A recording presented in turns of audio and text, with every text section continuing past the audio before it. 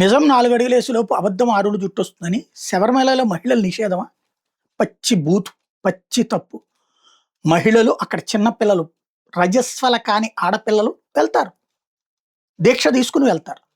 అలాగే పీరియడ్స్ అయిపోయి ఇక పీరియడ్స్ రాని మహిళలు, వృద్ధులు గావచ్చు, తర్వాతన పీరియడ్స్ ఆగిపోయిన మహిళలు గావచ్చు దర్శనానికి వెళ్తారు.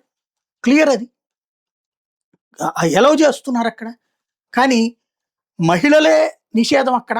ఇది వివక్ష అంటూ అసలు ఆధ్యాత్మికతతో సంబంధం లేని వాళ్ళు, దేవుడితో సంబంధం లేనటువంటి వాళ్ళు, పూర్తిగా నాస్తికులు హేతువాదులేసిన పిటిషన్ల ఆధారంగా మహిళా స్వేచ్ఛ హక్కు పేరుతో సుప్రీంకోర్టు ధర్మాసనం గతంలో ఇచ్చిన తీర్పు, ఆ తీర్పు ఆధారంగా బలవంతంగా మహిళలను అందులో ప్రవేశపెట్టినటువంటి వైనం పెద్ద ఎత్తున దేశవ్యాప్తంగా ఆందోళనలు చెలరేగిన తర్వాత ఆపి స్టే ఇచ్చినటువంటి సందర్భం జరిగింది. ఇప్పుడు దాంతోపాటుగా దేశంలోని వివిధ ఆలయాల్లో మహిళల ప్రవేశాన్ని నిరాకరిస్తున్నాయి. ఏమేమి ఉన్నాయో చెప్పండి అంటూ దేశవ్యాప్తంగా అన్ని రాష్ట్రాలకి, ప్రభుత్వాలకి సుప్రీంకోర్టు నోటీసులు ఇచ్చింది.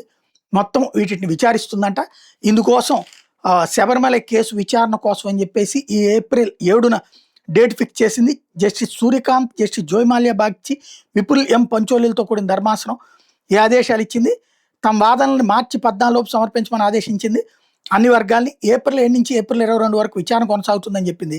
శబరిమలతో పాటు దర్గాలు, మసీదుల్లోకి ముస్లిం మహిళల ప్రవేశం, అన్యమతస్తులని పెళ్లాడే పార్సీ మహిళలకు మతపరమైన ప్రాంగణాల్లోకి ప్రవేశం లేకపోవడం వంటి అంశాల మీద కూడా విచారిస్తామని చెప్పింది. టోటల్గా విస్తృత ధర్మాసనం విచారణ చేయబోతోంది.